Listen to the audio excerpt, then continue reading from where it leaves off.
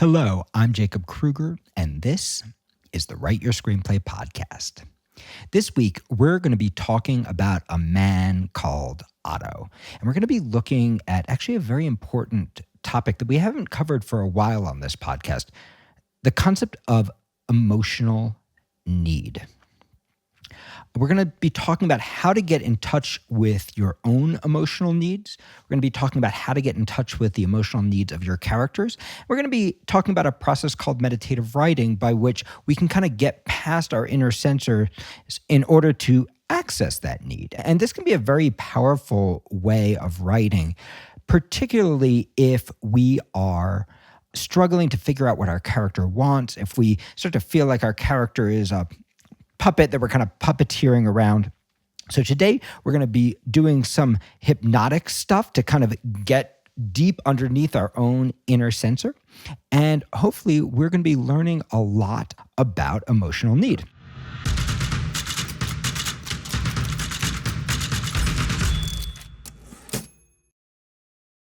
Now, A Man Called Otto is not without its problems. There's a level, and we'll talk about it a little bit more, which this movie kind of functions like a Hallmark movie, right? It's predictable, it's sappy. There are some places where you can see the writers are not connected to their characters, right? Where there's a level of falseness that we can feel. And it's part of what makes the movie work tonally, right? It's a feel-good movie that you know you're going to feel good the whole time. You're never going to have to wonder, like, is this going to turn out okay, right? This is not Succession, right? This is a really, really expensive Hallmark movie.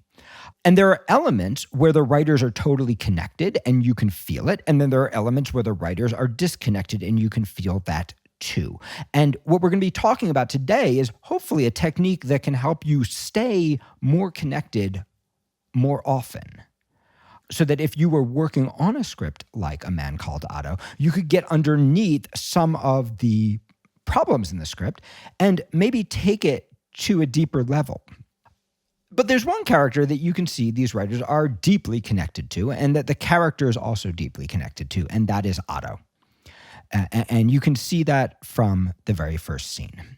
And for those of you who are worried about spoilers, you don't really have to worry about spoilers in this movie. You will watch the first scene. You will know everything that's going to happen. You will know where it's going to end. And all the places that you expect it to go are correct. So that said, I'm going to mostly focus on the first scene of A Man Called Otto, and then we'll talk a little bit about the larger arcs of the characters. So the first scene in A Man Called Otto takes place in a place called the Busy Beaver, which is basically a Home Depot. And Otto, Tom Hanks's character, is trying to buy 5 feet of rope.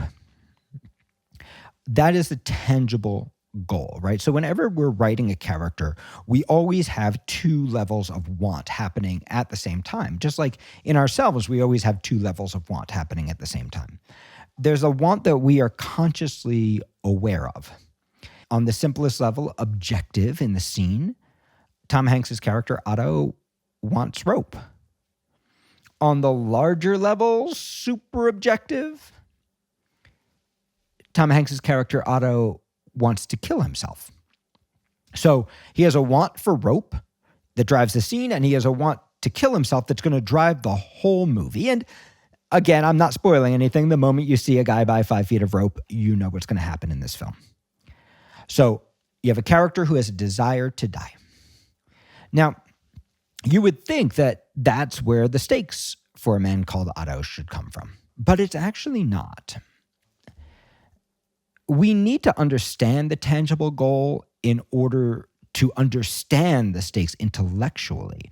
But on an emotional level, that's not where we actually connect to the stakes. And the reason is most of us neither want to buy rope right now, nor do we actively want to kill ourselves right now, right? So most of us, just on a pure tactical, tangible level, can't actually connect with Tom Hanks's want right?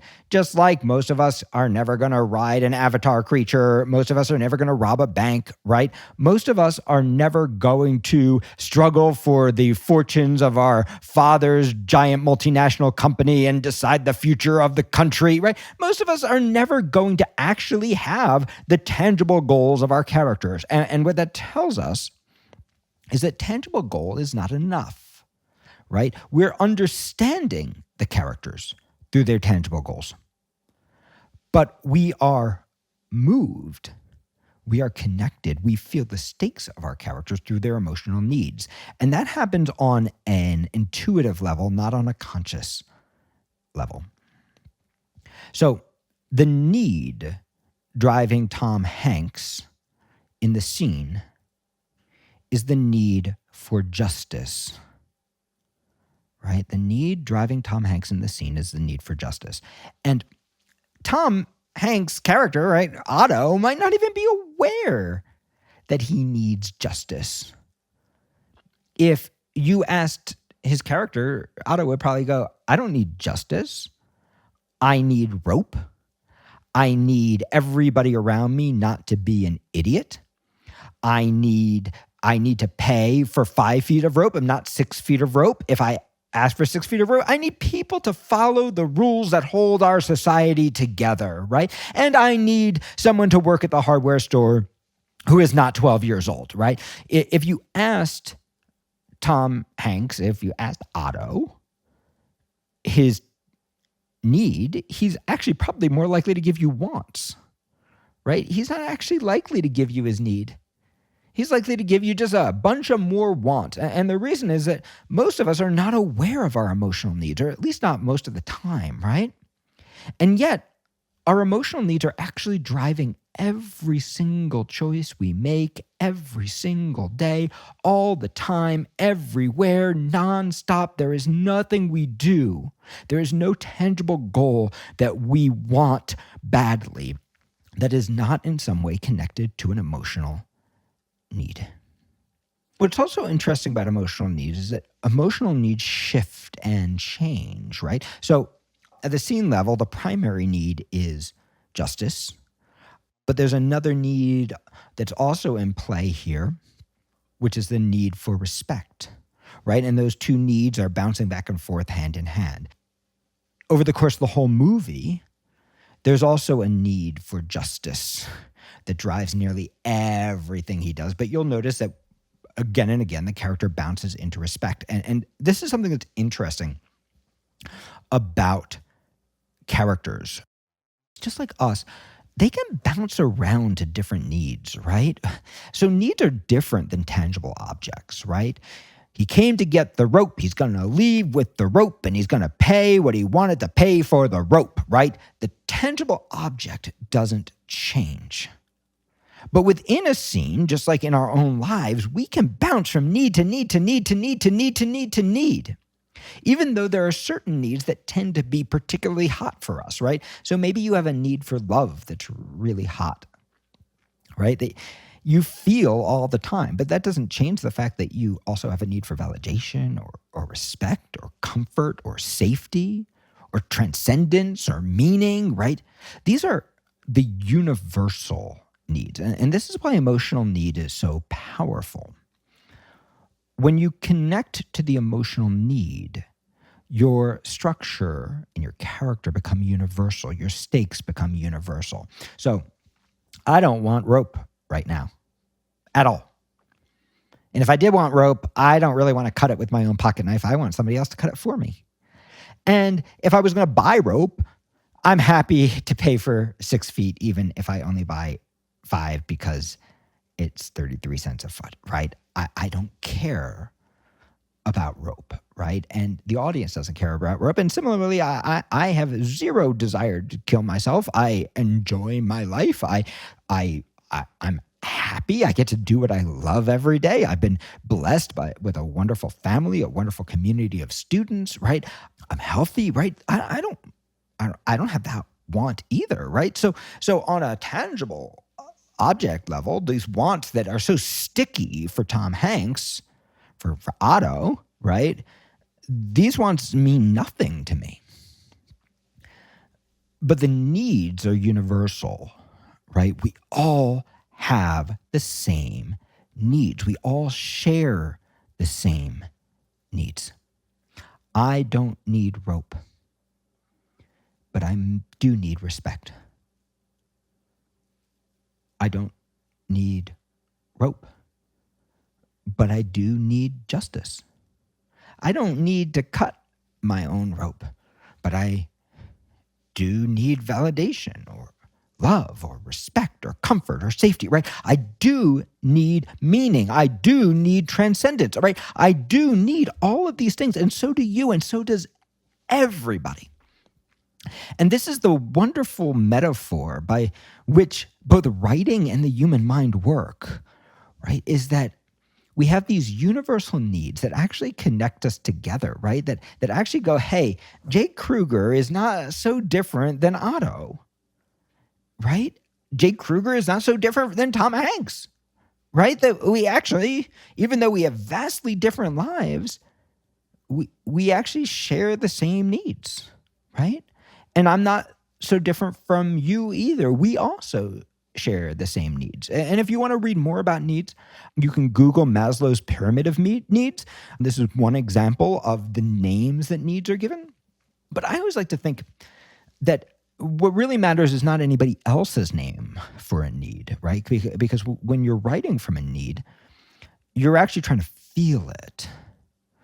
So what's actually important is not anybody else's name for a need. What's important when it comes to need is your name for it. And so to give you a simple way of thinking about this, if you imagine a giant circle, right?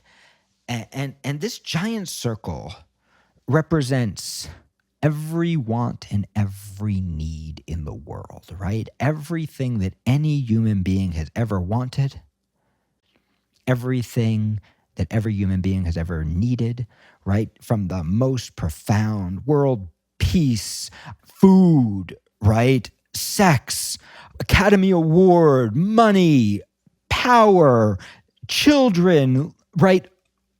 PlayStation, iPad, right? These big needs and these small needs all kind of jumbled together in a giant circle. Right. And at the center of that circle is a little dot. It's like a black hole. It has that much power. The center of the circle is what I call the need that cannot be named. Right. It is need itself. It transcends our language. And yet you can feel it, right? If you take a moment right now and just close your eyes, you will feel the need that cannot be named in yourself. You will feel that little black hole of need, right? And like a black hole, it has tremendous power, right? It can pull things into it and it can pull you towards things, right? It has gravitational pull, right? And because the need is so profound that it cannot be named, we give it names. Right? And on the far edge of the circle, right, are the most tangible, material names that we give it. They're metaphors, right? They're symbols of the need that cannot be named, that we believe if I had this thing, then the need that could not be named would be fulfilled. Some of those things might seem really important, but these are all on the outer edge of the circle. If I had $100 million, then the need that cannot be named will be fulfilled, right? If I just had $100 million, or if you're watching Succession, right? If I had the company, then the need that cannot be named will be fulfilled. If you struggle with addiction, right? The drug that you're addicted to, right? May be the name that you give that need that cannot be named, right? If I just had that high, right?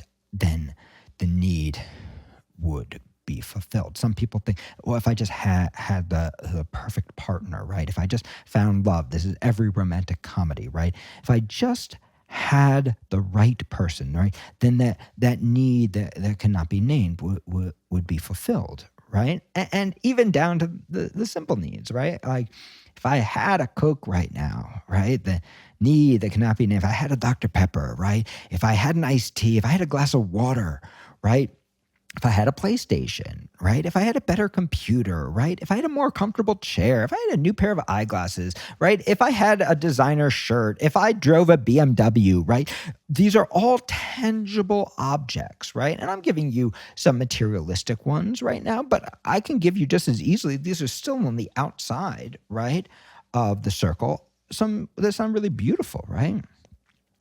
If I could just help my brother, then the need that cannot be named would be fulfilled. If I could just have a job that I really loved, then the need that cannot be named would be fulfilled.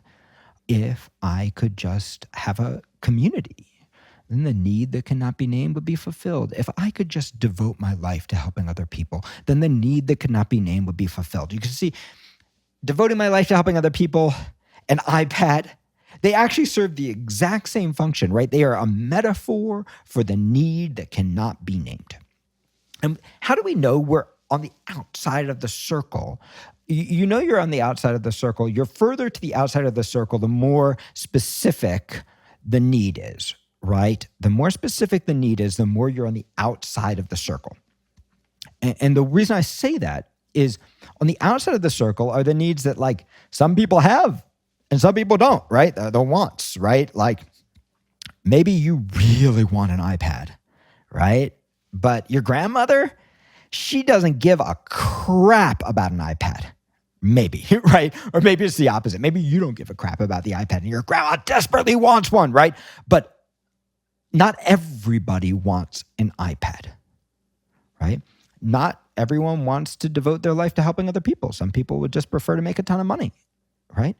Not everybody wants the wants on the outside, whether they're beautiful or terrible, right? Not everybody wants an Academy Award, right? You want an Academy Award, you're a screenwriter, right? My dentist has no desire for an Academy Award whatsoever, right? He loves being a dentist. It's actually kind of amazing when you go see him. He loves it so much. He wants to explain all the details of how he's doing and why he's doing, and it's actually really beautiful to watch him. But he wants to be a dentist, right? He wants everyone to understand what's beautiful about being a dentist, right? That's his want. Most of us don't share that. Most dentists don't share that want. Most dentists don't even want to be dentists, right? So this is what's incredible. On the outside of the circle, right?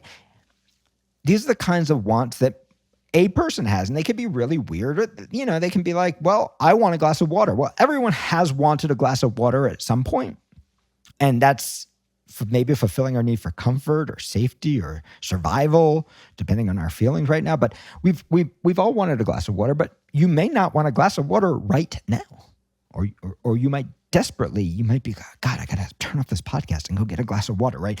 So on the outside of the circle are the needs that are easy to understand. She wants a glass of water. She wants to heal her brother. She wants a tour of the Middle East. She wants to win the lottery. She wants to win an Academy Award, right? We have the wants that are very specific that not everybody shares. As we get closer to the middle of the circle, we start to get the wants that more people share, right? I want dad to be proud of me, right? Now, not everybody has a father, but almost everybody wants their dad to be proud. Now, some people maybe have given up on dad being proud, or maybe some people are like, dad's always proud of me, right? So we don't all share those needs, but you see we're getting a little closer to universal. Like out here, not everyone wants an iPad. Your grandma doesn't care. As we get in here, dad to be proud of me, right? I want my mom to be happy. I want to be healthy, right? I want that girl to think I'm attractive, right? That is, these wants are, not everybody shares them, but they start to get a little more close to universal. And at the same time, they're still specific, right? And that's why they're actually problematic, wonderful for drama, but problematic for life, right? If your primary want is for dad to be proud of you and dad dies, well, how do you get that want met, right? And this is why so many people feel trapped. Or if your primary want, this is the whole structure of succession, right? Your whole want is just for your dad to love you, and your dad is not capable of love, and he cannot change. He will only love the company. That's just who he is. He can't change. He won't change. It's not in your control. You cannot change Logan Roy, right? Or if you're Otto in A Man Called Otto, and your wife is dead, right? And you really want your wife back, right? You really just want to join her. You want to be with your wife, and your wife is dead, right? So you feel like it's impossible to go on living, right? Your only way to get to her is to die. That's his feeling, right? That's what's driving him. That's his super objective. He wants to kill himself because then he feels he will get to be with his wife, right? So we have this very simple structure, right? I want to be with my wife, but we got a problem, which is the wife does not exist. She is gone. And what that means is there is no way to activate the want. From a structural perspective, this is a challenge because what do you do? Well, in A Man Called Otto, they have no choice. They flash back. And we'll talk a little bit later about why that's not totally successful. They flash back because it's the only way to make her alive. And they allow him to come up with a plan in relation to her being dead, right? Which is, okay, then I'm going to kill myself. Okay, now I've got a tangible object. So, but where we get stuck as human beings, right? Forget about it as writers. Where we get stuck as human beings is wanting things that we actually don't have the power to control, right? On the super outside of the circle, Academy Award, right? Be with my wife, right? These things we don't actually have the ability to control. And we get so locked in on this object, right? This tangible goal, that we forget that the tangible goal is actually just a metaphor for the emotional need, right? And the emotional need, if we can actually connect to it, allows us to be much more creative in how we try to achieve our tangible goal, right? And now, structurally, we can sometimes run into the same problem, which is that our character genuinely has a want that we don't know how to dramatize. And because we don't know how to dramatize, we get stuck. They're stuck on something, and we don't know how to dramatize that because that character's not in the piece anymore. It all happened in the past, right? We don't actually know what to do because we're as stuck as they are because our focus is on the tangible goal and not on the emotional need. So as we get closer and closer and closer to the need that cannot be named, we start to find words that are more valuable to us. Now, I want you to remember, you don't have to name the need. You can just feel the need that cannot be named, and you can write from that place. But by giving the need that cannot be named names, by fracturing it into different kinds of universal needs, right? By looking at a slice of the pie rather than the whole pie, it allows us to get much more creative in how we find structure in both our screenwriting and in our lives. So let's closest to right around that little point, that's the need that cannot be named, right? There is an emotional need called love, right? And we know that's an emotional need. That's not a tangible object, right? That's different from dad's love, right? Not everybody needs dad's love. Not everybody wants dad's love. Some people have had it up to here with dad, and some people have always had love from dad, and so it's like a given. It's not even a need that drives them. But love itself, every human being shares the need for love.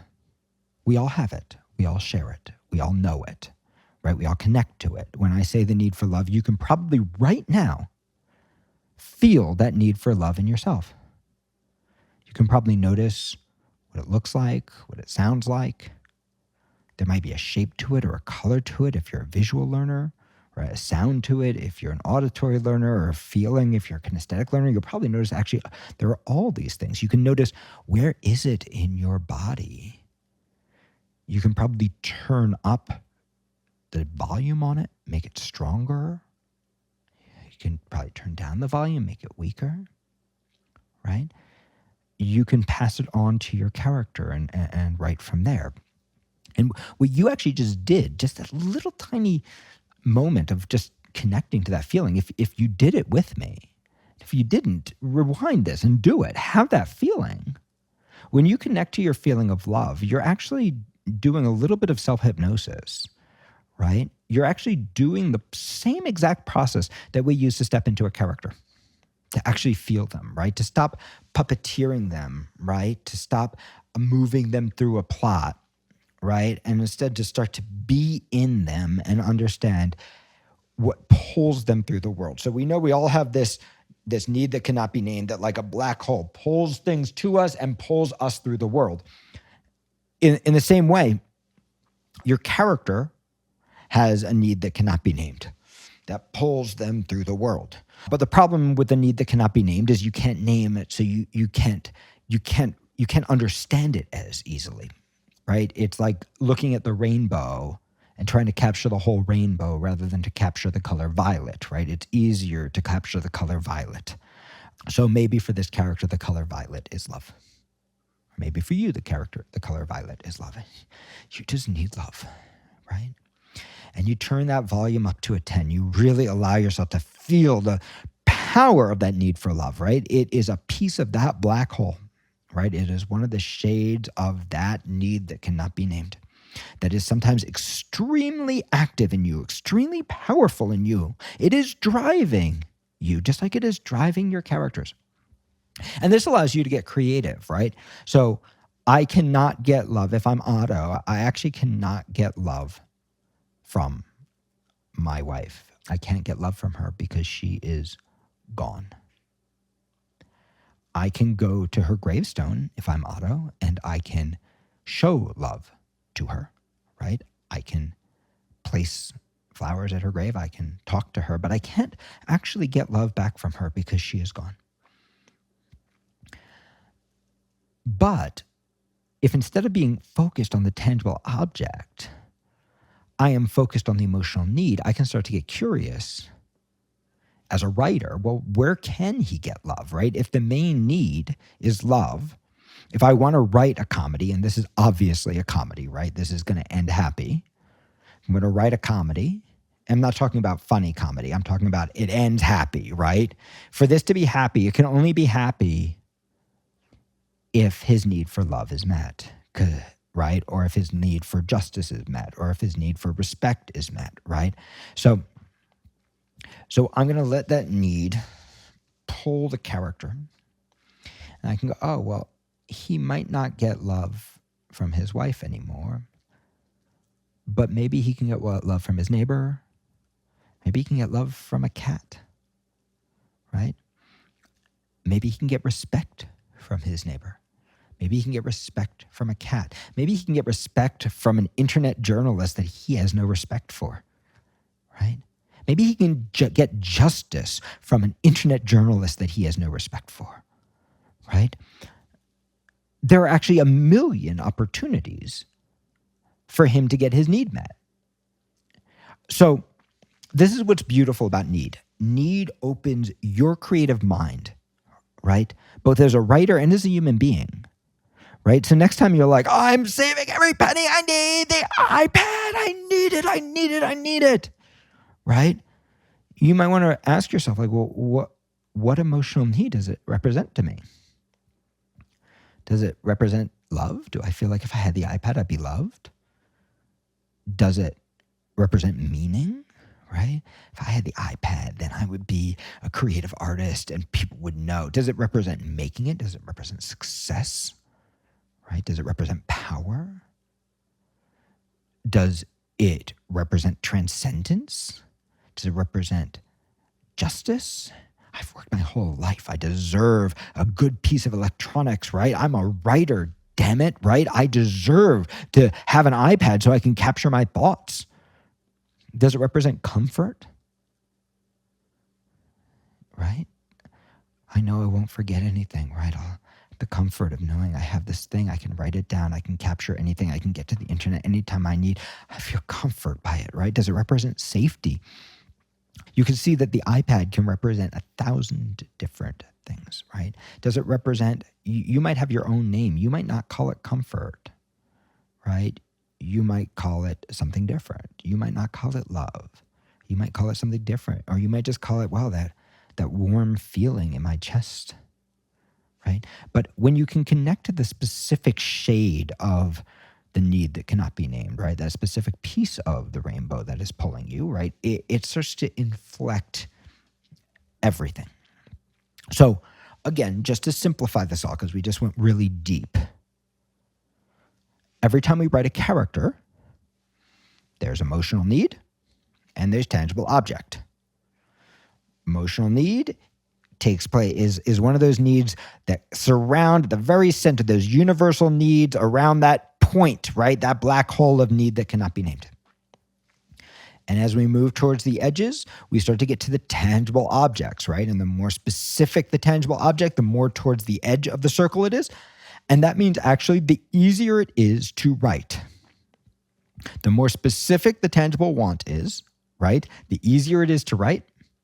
And the more specific it will be, the more we'll start to understand your character. And the more powerfully we feel the emotional need, the more it will inflect the scene and show us how to write it. Now, some writers are really good at going in through the tangible object and letting that carry them to the emotional need. In other words, I want 5 feet of rope, and that carries me to I need justice, to feeling the character. For other writers really struggle. You might be one of these writers, really struggle to name the tangible object, right? They really, really struggle. What should it be? What should it be? I don't know.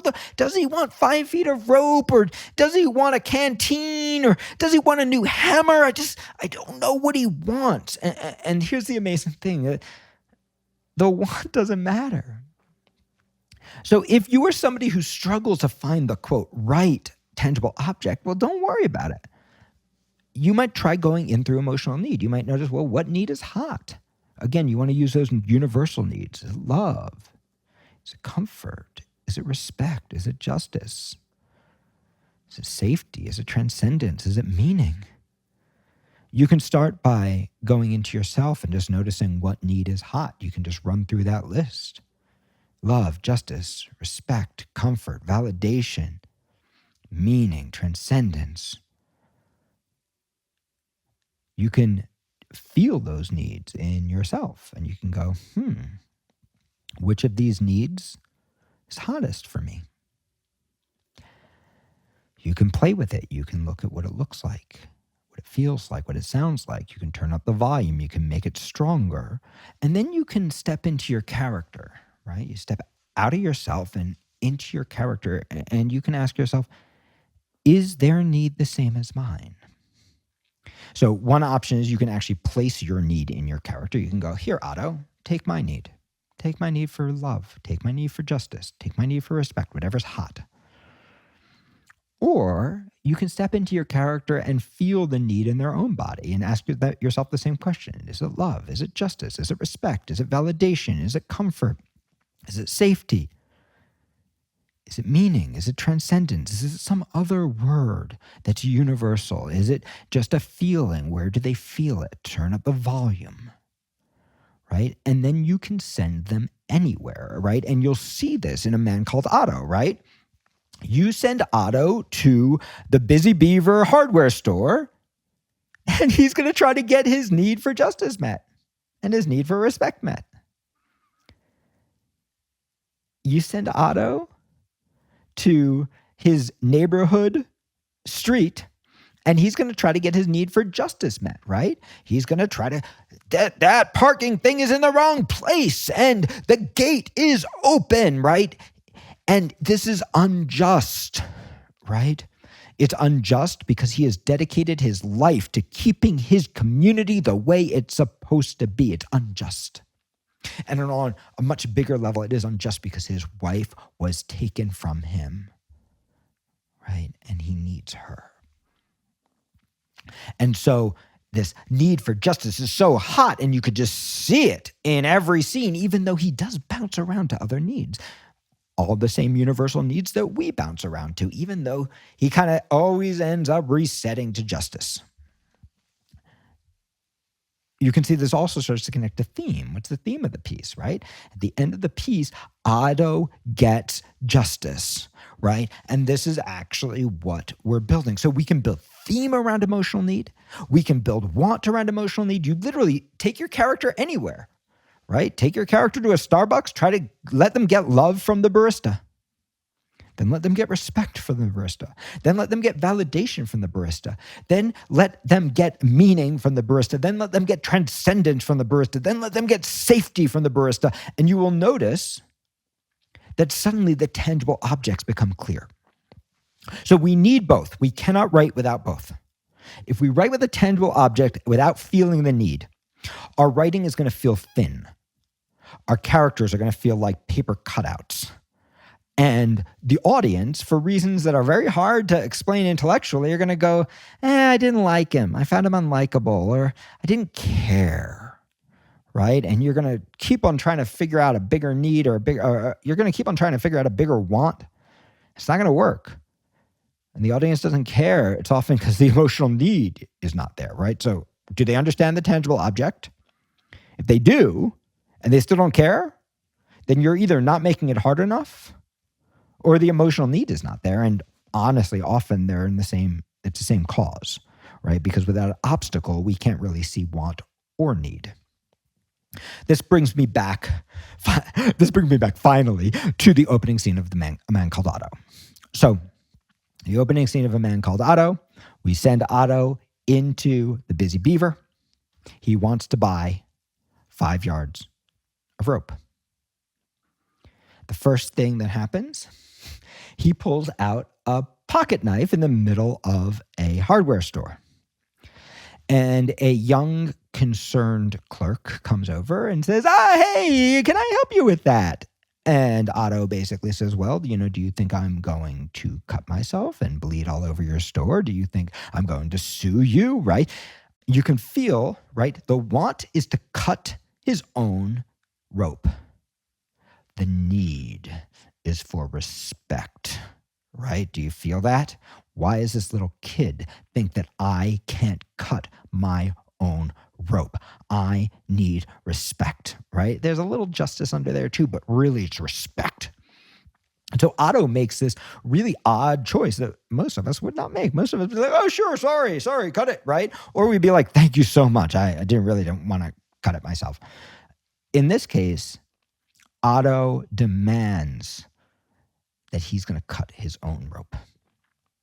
Now, this is such a wonderful introduction to the character. For all the flaws in the film, this is such an wonderful introduction to the character, right? This is something called a vignette. In this moment, we get both parts of the character. We get the want. I want to cut my own rope. And we feel the need, respect, right? We feel both pieces happening at the same time. And why? Because of the obstacle. If you don't send that kid over to help, right? If he doesn't say, no, you're not allowed to cut your own rope, then we never get to watch Otto make all these decisions. We'll never understand how badly he wants the rope. We'll never understand how badly he wants to cut it himself. And we will certainly not ever understand how badly he needs the emotional need. So these pieces end up functioning together, and together they reveal the how of Otto, and we get him at that moment. And in fact, every time we see Otto from this point forward, he's either going to be doing a mirror, meaning he's going to be doing a similar idiot. Do you think I'm going to bleed all over the place? Then I'm going to cut my own rope. He's either going to be doing a similar thing that outdoes it, or he is going to be doing a contrasting thing as we get much deeper into the movie, where he actually starts to be kind and vulnerable, where the need for love actually ends up transcending the need for justice. So this is how A Man Called Otto works. This is how the character works. This is what the actor is doing, right? He's connecting to the emotional need. This is why his character is so believable, even inside of a completely contrived structure of this film. Want, need. Also, the objective reflects the super objective. He wants to kill himself. He's going to spend the entire movie trying to kill himself, right? In fact, it's not until the end of the movie, right, when I'm not ruining anything. If you really, really have no ability to predict happy endings, then you might want to close your ears. But no, you know he's not going to kill himself, right? You know that this is a happy story. You can feel it from the way it's built, right? You can feel that you're watching a Hallmark movie throughout. This is going to end happy in exactly the way you expect, right? So, once you really lock in the want and the need, you can just mirror and foil your way through the whole script. Everything becomes so much easier, and you are connected to the character. But you have to honor that. So, a very interesting thing happens right in that opening scene, right? We have that wonderful vignette, right? And then we have another wonderful vignette, right? Where he's, again, it's just a mirror, right? The guy the same kid tries to charge him for 6 feet because they charge by the yard instead of 5 feet. It's an extra 33 cents. Any of us would go, it's fine. A guy behind him even goes like, here, let me give you 33 cents, right? But Otto needs justice, right? So the need for respect has been replaced by the need for justice, again, because of an obstacle, right? If the kid just charged him for 5 feet, there would be no need for respect and no need for justice. The need for respect was met when he cut the rope himself. There would be no need for justice because there's no injustice happening. But the moment that kid charges him for 5 feet when he paid for 6, the need for justice arises. And the need for justice that Otto is reacting to as he fights for 33 cents is not about 33 cents. And we can feel that. It's part of what makes him interesting. We don't know exactly what it is yet, but we know something terrible happened to this character. And eventually we're going to find out that his wife died. The justice that he wants, the justice that he needs, the justice that is triggered at that moment, the rope has become a symbol for his wife's death. The injustice of the rope has been mistaken for the injustice of the wife's death, and the character is feeling the same level of intensity of emotions around the 33 cents that he feels around his wife's death, right? Now, this is how our psychology works too, but this is where stakes come from, right? The stakes in this opening scene, if we really look at it from a tangible perspective, is 33 cents. Nobody gives a shit. But that's not what we feel in Tom Hanks's performance, and that's not what we feel in the writing. What we feel is the weight, the anger, right? The full power of the need that cannot be named as expressed through this aspect of justice. We're going to watch that drive the whole movie. Now, in order to write from that place, right, you already, if you listen to the beginning of this podcast, you already access that need that quickly, right? Just by closing your eyes, feeling it. You connect to the emotional need. You let the emotional need pull you. You notice the tangible objects that the character attaches to. What the tangible object is doesn't matter. You get a bad note from a development executive, no problem. What's the emotional need underneath? That's where the stakes really come from. The tangible object is just plot, right? If they want the character to want a wood chipper instead of a piece of rope, it doesn't matter. What matters is the need for justice, right? Why did that girl get the sale price when I did not, right? The need is for justice, and that's the need you want to attack. Now, once you feel the need, you want to be honest about what you see, feel, and hear in the scene, right? And this is the first place this same beautiful scene I wrote is the same place where the flaws of A Man Called Otto first emerge. So you might notice that the clerk who offers to help is the same clerk that checks him out 30 seconds later. And this is that first little falsehood. It's such a little falsehood, right? They're probably just trying to not Taft-Hartley another actor, right? Just not pay another actor. But that's just not the way hardware stores work, not of that size, right? This place has a manager, right? They have the people in the aisle. It's a huge hardware store, right? When you're at Walmart, right, it's not the same person in the aisle that's checking you out. They have a cashier, right? This is not a big deal. It's just a little tiny lie. But when you start to write those little tiny lies, what happens is it disconnects you from the character, right? It disconnects you from the reality, right?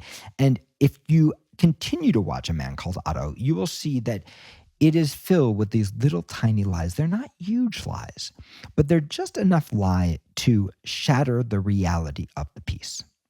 Now, on the one hand, this kind of helps you feel that Hallmarky feeling, right? Everything's going to be okay. You're not in a real world, right? It reminds you on a tonal level, you're not in a real world, right? Nothing bad's going to happen. This is a movie, right? You could watch this as second screen content, that horrible word that makes me want to die, right? The idea that you can watch it on your phone while you're doing something else. Nothing's going to happen. You know it's fake. But I think new screenwriters have a really hard time selling these kinds of movies, unless you're working for Hallmark. Hallmark employs a lot of my writers, and it's wonderful, and they have a formula, and people get paid, and that's great. But if you want to break in to the indie world, if you want to break into the Hollywood world, you got to write movies that people believe, right? You can follow the formula when you're famous, but you can't follow the formula when you're not. You have to be disruptive. And so that little lie, right? That little lie, no, that's not who it would be, right? And we can see that kind of echoed in other places, right? So we have the cat, and we're like, oh my God, no, there's a cat. So we know he's going to save the fucking cat, right? And we know when he saves the cat that the cat is going to heal him, right? And then the cat does heal him. And oh God, right? It's so predictable, right? Now, what's interesting is at first he's mean to the cat, and I want to remind you, we still love him, even though he's mean to the cat. That's actually more believable. So at first he's mean to the cat, but eventually he's going to be nice to the cat, and he's going to save the cat, and the cat's going to save him. And you know what's happening. You know what's going to come. And if it doesn't have Tom Hanks in it, you're going to go, oh, it's a Hallmark movie. But there are other elements of this too. So you notice there are like two guys in the neighborhood who both do these like ridiculous exercises. And one of them, despite exercising all day, every day, seems to have not lost any weight or gotten in any kind of physical shape, right? There's a little lie there, right? We can just feel it's false, and we can feel that character begging us to laugh. But we're not actually laughing, right? The character is trying to be funny, but he's not grounded. There's no need, there's no want, there's no reality there, right?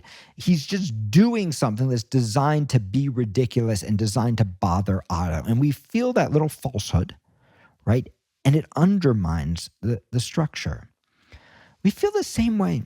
There are a million places where I could point this out throughout A Man Called Otto. Oh, here's a great example.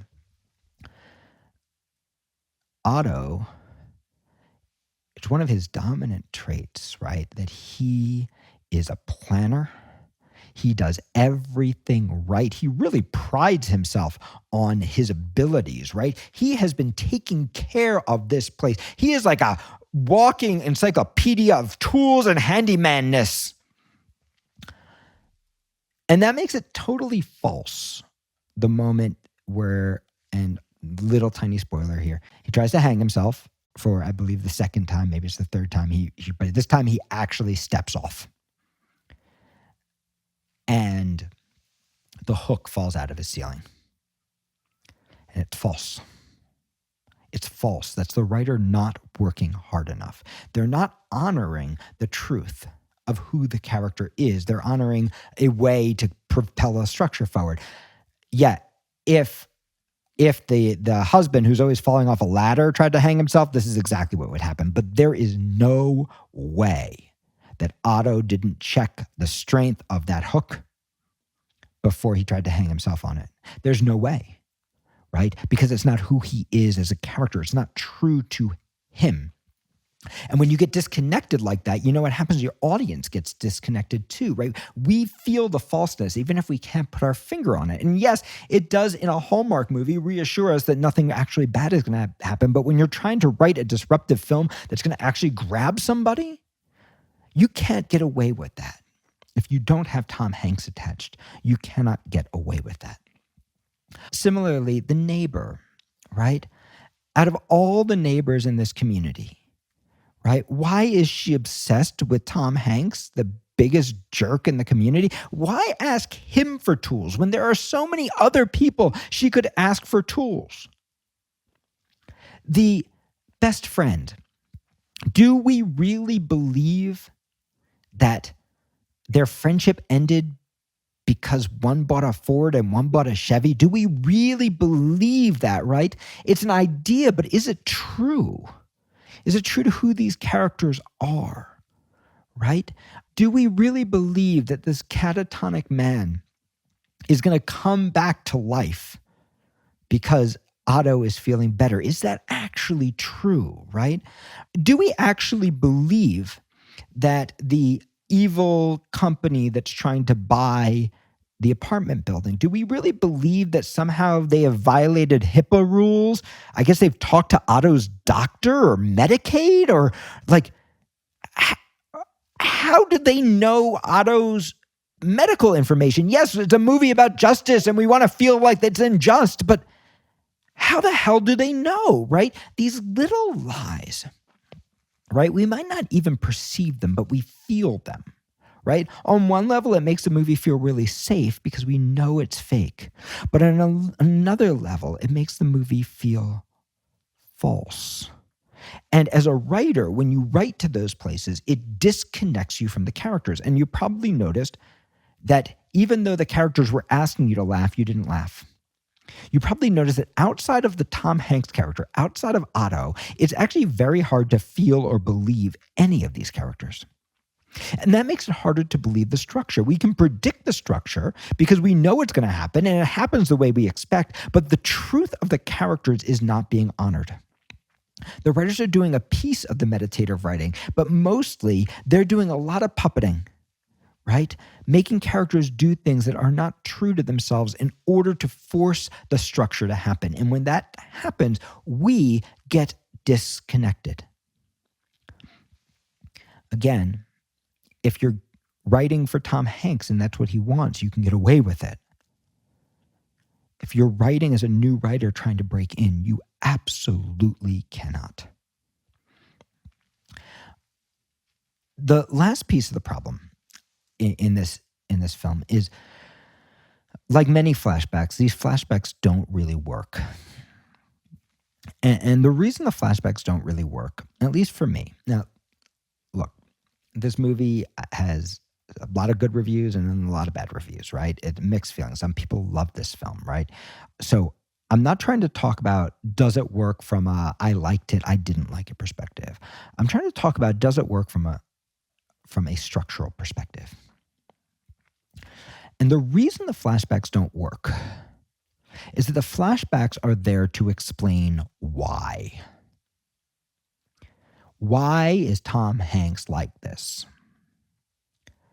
The flashbacks themselves have no structure to them. They are just there to elucidate. Let me tell you why. Let me tell you more about him. Let me help you understand why he's like this and what he has to move through to be not like this anymore. And why is not interesting, but more importantly, why disconnects you from the character. Because why puts you in the conscious mind, the tangible object mind, the psychology 101 mind, right? And the why that you're going to come up with is boring because it's exactly the why that we would expect. And the solution is exactly the psychology 101 solution that we would expect. And the effect is we're predicting the whole movie, but also it feels, once again, it feels false, even though it makes sense. What's actually valuable, if you want to connect to need, if you want to connect to character, do not ask yourself why. And don't build a bunch of flashbacks to ask yourself why. Instead, ask yourself what? What does he feel? What does he want? Where? Where does he feel it? Where does he try to get it? Where does he do it? When? When did it happen? How, right? You want to ask these questions. What, where, when, how? These bring you to the subconscious mind where you can connect to the need. You don't write scenes to dramatize why. Why does this girl love him? What is their connection? We never actually know. And the reason is that those characters are not being written as characters. They're being written as exposition. We don't actually get to understand what she connects to about him because neither she nor he are acting on their wants or their emotional needs.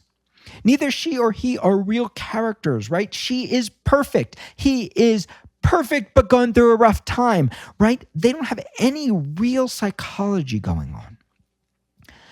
So what I want to encourage you to do, right? When you watch A Man Called Otto, and do watch it, right? Learn from it. There's a lot of beauty in this script. There's a lot of well-written moments, but there's also a lot of untruth. And what I want to push you towards is truth. I want to push you towards truth on the emotional level, right? The need that comes up is the right need. I want to push you towards truth on the tangible level, right? Find a fun, tangible goal for Tom Hanks's young character. Find a fun, tangible goal for Otto's young character. A fun, tangible goal for his wife's young character, right? Let them do some cool stuff. Let them do some cool behaviors. Let them push against each other in interesting ways. Connect to the real emotional need. Find the friction and the tension, right? Don't let her exist as a symbol, right? Let her be a human being. She wasn't perfect. She's complicated, just like everybody else. You can't just honor the emotional needs of your main character. You have to honor the emotional needs of the characters around them. And just to end today on a kind of spiritual place, this is true in your life as well. You are being driven by emotional needs, even though you think you're being driven by tangible objects. If you want to live a happier life, when you start to feel that emotional need driving you, you see fresh, I need this so bad, I can't have happiness without it, right? When you start to feel that, you want to ask yourself, what emotional need does it represent? You want to go deep inside and feel it. Then you want to get curious. It doesn't mean you don't try to get the thing you want, right? It's actually the journey, not the thing, that fulfills the needs. And no thing will fulfill the need forever, right? It fulfills it for a moment and then a new need comes up. And that's not bad. That's part of life, right? I am not suggesting that we should go sit under Bodhi trees. That makes bad drama, right? And kind of boring life. Yes, we want to be able to do that thing where we go inside and go, oh, that's so interesting. This is my need for justice. Oh, isn't that interesting? That's why I think I need $100 million to have anything in my, because I've worked so hard, right? Or whatever that thing. That's why I need the BMW, right? That's why I need this whatever, right? You can connect to the emotional need and you can get curious. What are other ways for me to get that emotional need met? But in the same way, you need to honor the emotional needs of those around you, right? To have authentic relationships. So next time someone's acting crazy, don't go, oh, they're crazy, right? As both a writer and a human being, ask yourself, I wonder what emotional need is underneath that, right? When someone's doing something irrational and illogical, don't say they're irrational and illogical, right? They're human. All humans are irrational and illogical. Instead, connect to the emotional need. What need are they trying to have met? And if you start to notice that, first off, it will help build empathy and connection with other people. You can start to realize that you're actually just as irrational as they are when you're pursuing your emotional needs. And you can start to help them get more creative in the same way you get more creative. But you'll also start to realize that you start to learn how to build structure, right? Which is that instead of judging characters or instead of forcing characters, instead of saying you should do this or this makes sense, you start to realize that you start to push towards the things that don't make sense, right? You start to understand and get curious about the emotional need. So if, for example, the neighbor keeps on harassing Otto and you feel like that's true, and it doesn't make any sense because there are a million other people she could get ladders from, you might connect to, well, what's her emotional need, right? Is it love? Does he remind her of her father? Was her father like that? Is she trying to heal something, right? Or is it justice, right? Is she going to give him as hard of a time as he's giving her, right? Is it respect, right? Is it comfort, right? Is it power? Is it control? Like, what is actually driving her, right?